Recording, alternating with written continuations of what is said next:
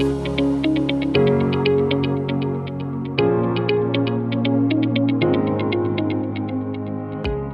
avait mis en perspective les besoins de liberté à ce moment-là, la protection des données et puis la crise de confiance liée au subprime. Je pense que voilà, les mises en perspective de Rémi sont riches. On a pour habitude de dire que Bitcoin, c'est la fabrique de la confiance.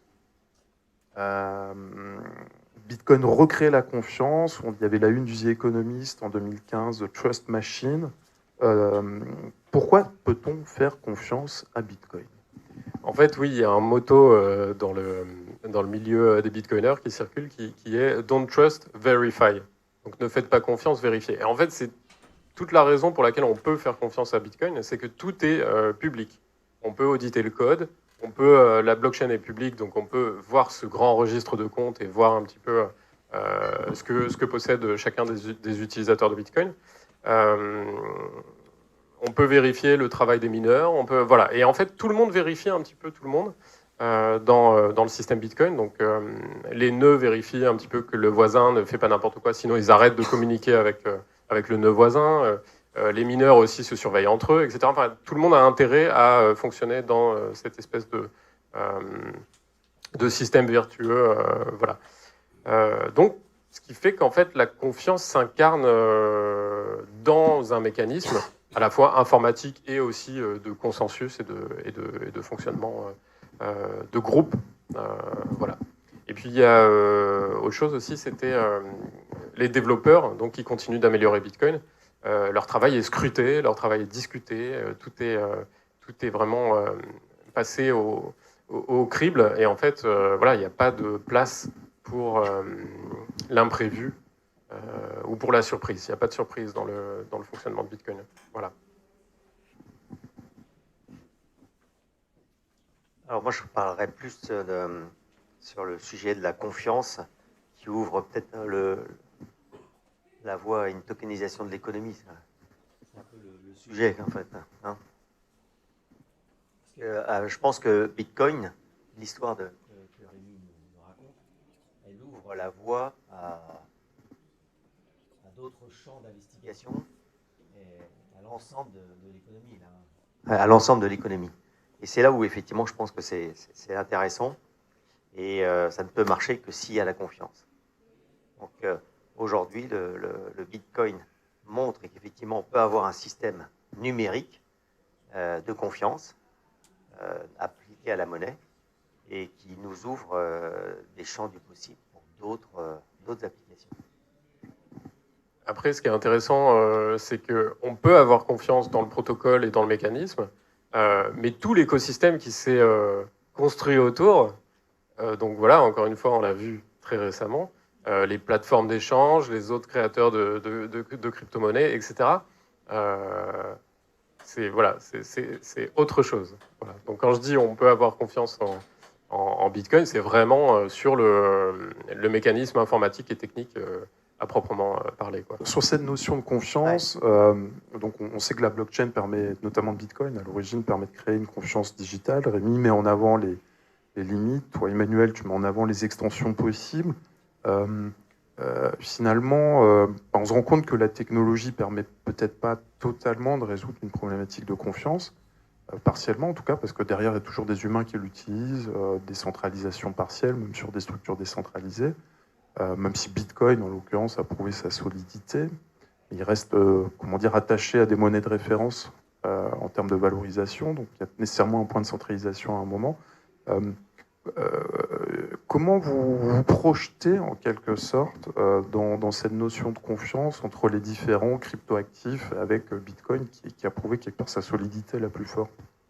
J'entends par là, il y a tout un scope de confiance qui est né, c'est-à-dire le Bitcoin qui a vraiment une solidité économique et technologique forte, très forte, un certain nombre d'altcoins qui sont peut-être plus discussables à un certain point de vue, mais quand je pose la question de la projection, c'est-à-dire finalement, est-ce que la confiance dans la technologie, elle peut s'exprimer, la confiance dans l'humain aussi peut s'exprimer, comme traditionnellement, et comment vous voyez un peu un équilibre entre ces deux modes de confiance, en quelque sorte ?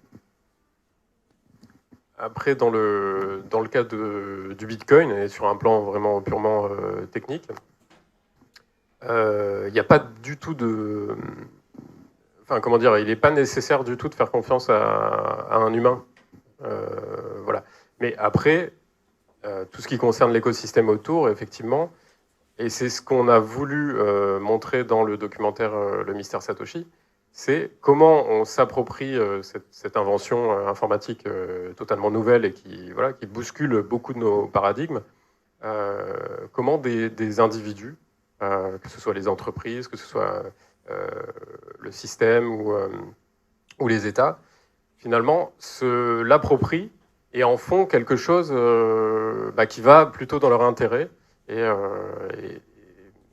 voilà, encore une fois, je pense que les cypherpunks, eux, voulaient un système qui pourrait être décorrélé en fait de tout, comme une monnaie close, quoi, une monnaie locale, quoi, si vous voulez. Quelque chose qui fasse référence. Et voilà, les bitcoiners actuels, la plupart, ils achètent des produits, ils vendent des choses, etc. Ils ne passent pas par les plateformes d'échange. Les plateformes d'échange sont donc les plateformes d'échange, c'est vraiment les endroits, les sites sur lesquels on peut acheter des bitcoins avec de l'euro ou du dollar, revendre ces bitcoins pour gagner éventuellement une plus-value.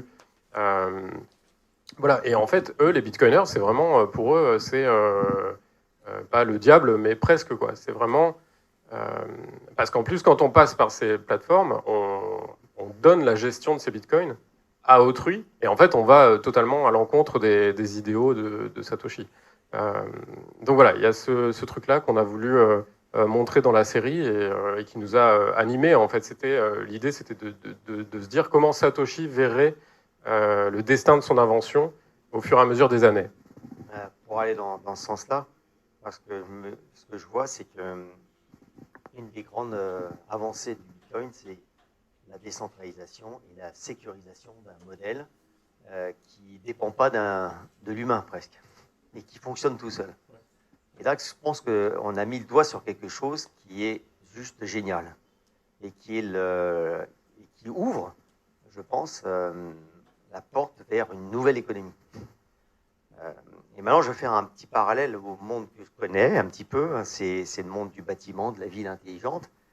J'avais monté, comme vous l'avez dit, une association il y a 10 ans sur le smart building, la smart city. Et très vite, je me suis rendu compte qu'il y avait une problématique de modèle économique. Et qu'en fait, tout le monde a chopé. Pourquoi ? Parce qu'en fait, si on regarde le monde du bâtiment, il y a un contractant général qui va contracter avec différents sous-traitants. Et donc, à la fin, il y a un responsable, et puis un gagnant, entre guillemets, et d'autres des sous-traitants. On n'est pas dans une architecture distribuée. Et en fait, à la fin, c'est quoi la finalité ? Si vous voulez, c'est qu'en fait, si on voit l'industrie du bâtiment, c'est que ça tire tout vers le bas. C'est-à-dire qu'il y en a un qui veut gagner plus d'argent, parce qu'il n'y a qu'un référentiel, c'est l'argent. Et puis derrière, voilà, toute la chaîne de valeur veut gagner plus d'argent. Puis à la fin, effectivement, ça ne marche pas. Alors après, on définit des lois, des règles, des normes qui font qu'on est obligé au moins de respecter certaines choses. Et ensuite, il faut surfer dans ce dédale pour gagner de l'argent. Mais on n'est pas dans un système vertueux. Et quand on a parlé du smart building, je me suis rendu compte que si on appliquait ce modèle au bâtiment intelligent, ça ne marchait pas. Et pareil pour la smart city. Et j'ai eu l'intuition, il y a 6 ans, en me disant qu'il faut repenser complètement le modèle. Alors, on ne l'a pas repensé aujourd'hui. Je peux vous dire que, moi, toujours, je le dis, il n'y aura pas de smart building, smart city, si on reste sur ce modèle tel qu'il est aujourd'hui, et sur un modèle qui est centralisé sur l'argent, avec comme seul référentiel. Ça ne peut pas marcher.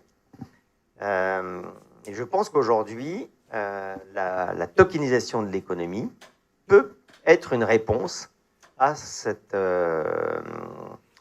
problématique.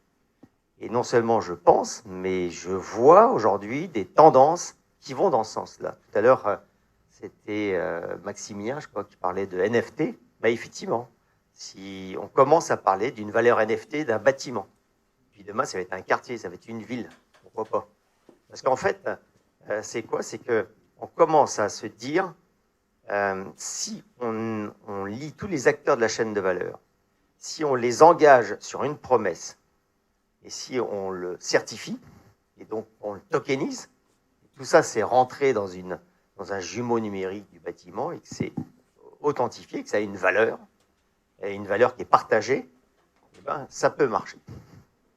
Ça peut marcher, puis ça peut, et c'est beaucoup plus durable, parce qu'en fait, il y a une promesse qui n'est pas sur une livraison à l'instant T, mais une promesse de fonctionnement.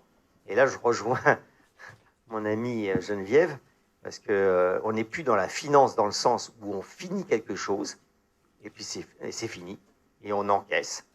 On est sur, plutôt, on parle de la débutance, c'est-à-dire on démarre un projet, on lie tous les acteurs de la chaîne de valeur sur ce projet, c'est authentifié, ils sont liés ensemble, avec une promesse.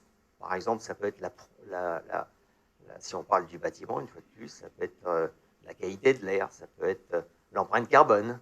Et ce n'est pas l'empreinte carbone à la livraison, c'est l'empreinte carbone à la livraison, puis sur la durée du bâtiment et sur le fonctionnement. Et bien là, je pense qu'on touche quelque chose. Voilà. Et donc, merci Satoshi, merci Bitcoin, parce qu'aujourd'hui, je pense qu'on a la possibilité d'aller beaucoup plus loin, mais ça remet en cause, ce que je viens de vous dire, totalement le modèle financier qui gère, par exemple, l'industrie du bâtiment, l'immobilier et la ville. Donc, quelque part, qui remet en cause le modèle financier actuel.